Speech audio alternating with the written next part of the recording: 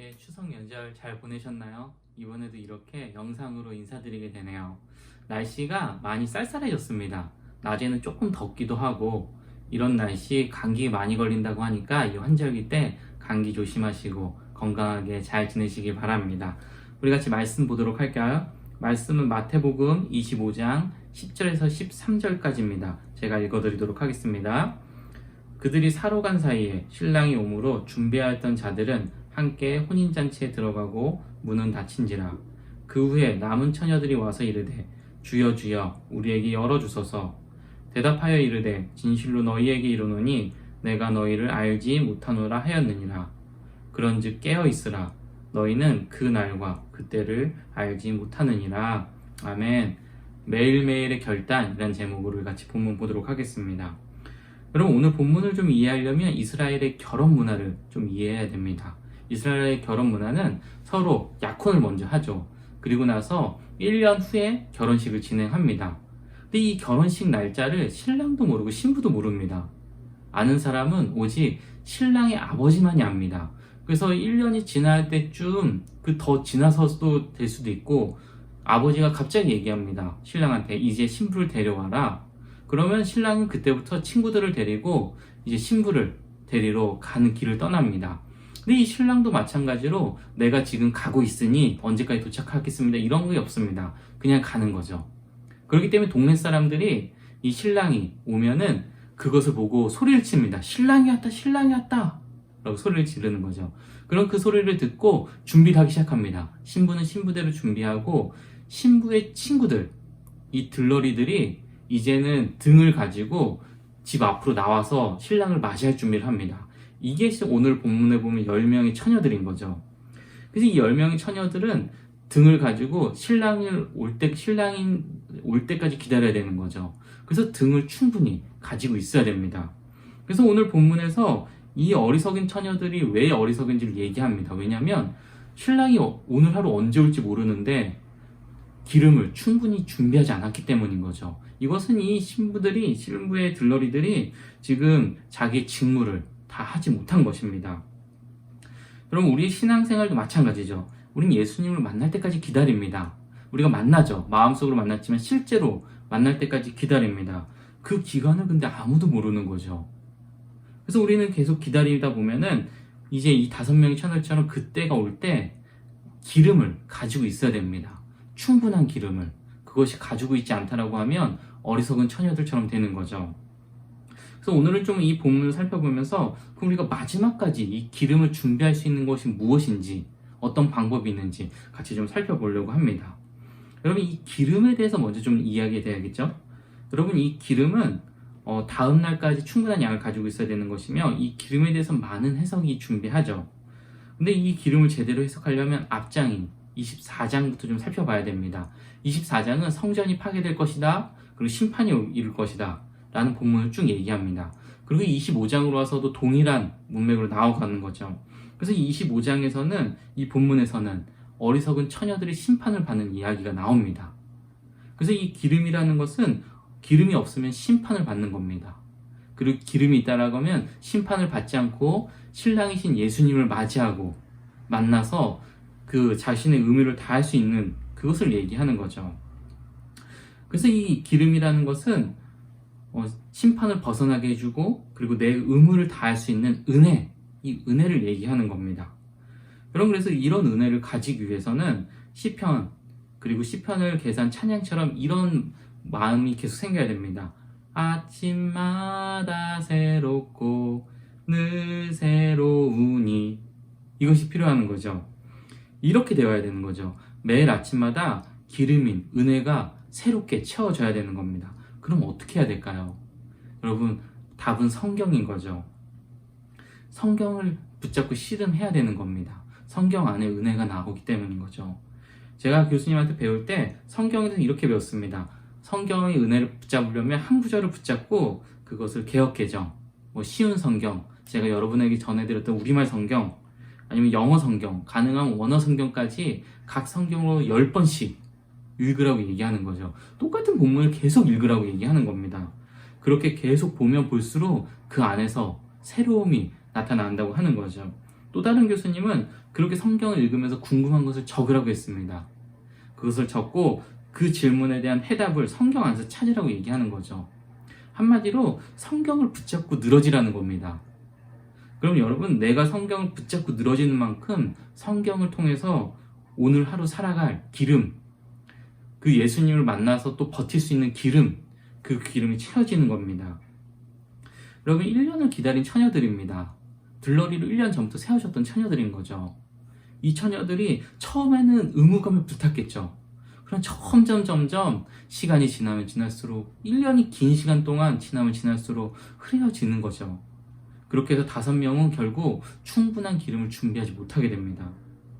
여러분, 이 은혜라는 그래서 매일마다 기름을 매일마다 받아야 되는 거죠. 매일마다 준비해야 그 1년 후 언제 올 때 그때 주님을 맞이할 수 있는 그 은혜가 되는 겁니다. 그래서 여러분, 지금 은혜 받았다, 이것이 중요한 것이 아니라 매일마다 은혜를 받고 있느냐, 이 질문을 해야 되는 거죠. 그래서 여러분, 매일마다 성경을 펴세요.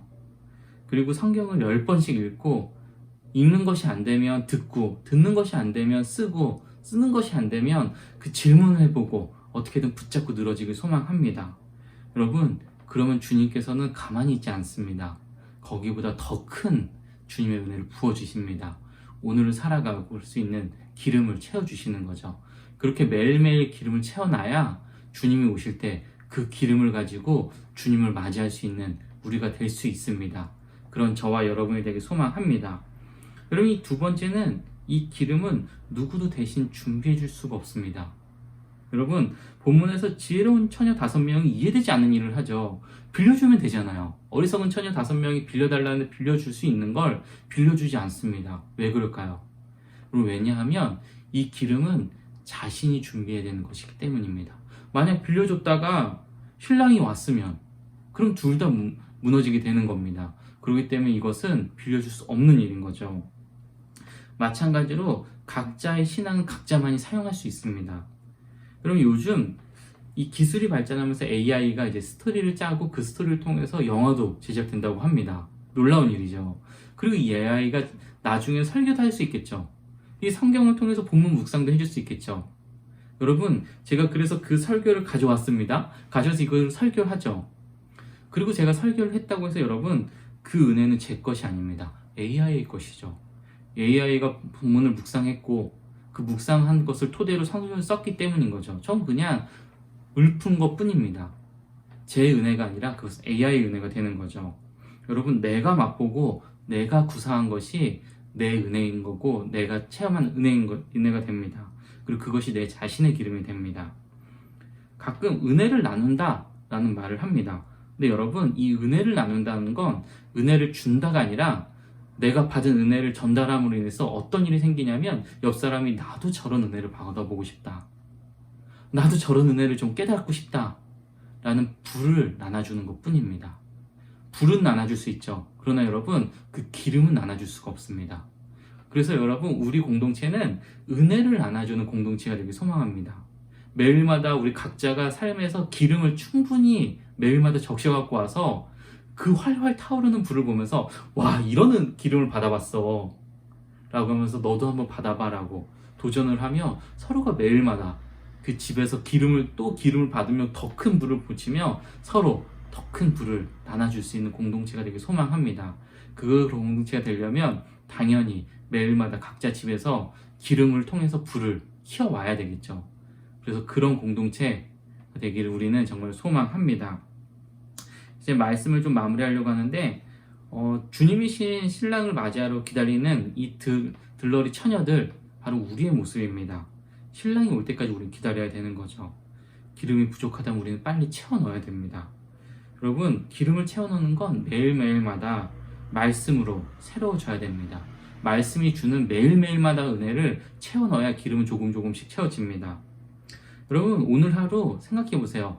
말씀으로 내가 씨름했는지, 없다라면 지금 씨름을 하셔야 됩니다.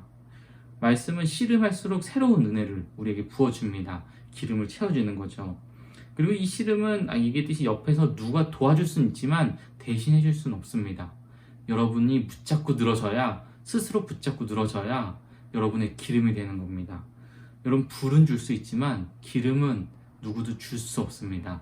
여러분이 주님을 붙잡고 성경을 붙잡고 나아갈 때만이 기름을 채워 넣을 수 있는 거죠. 매일매일 결단해야 됩니다.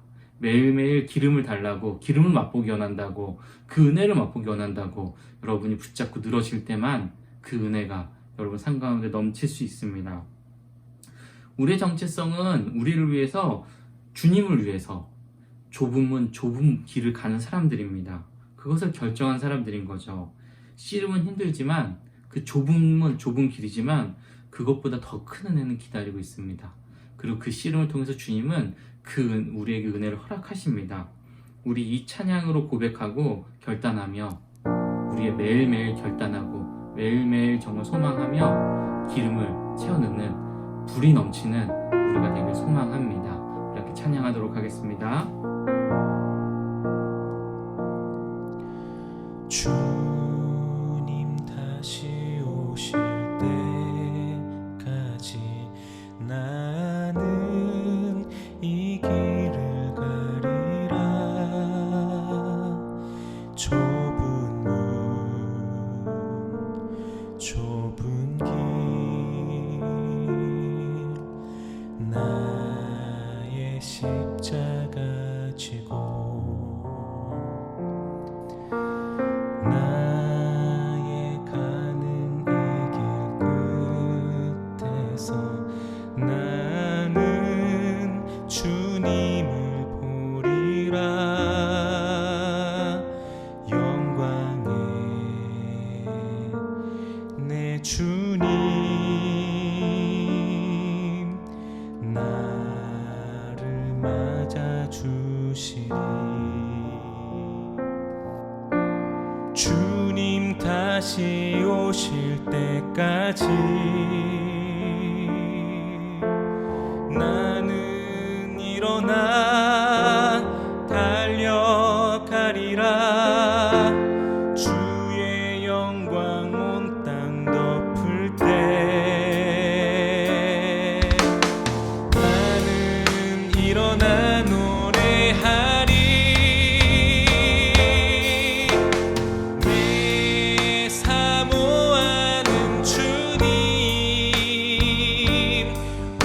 세상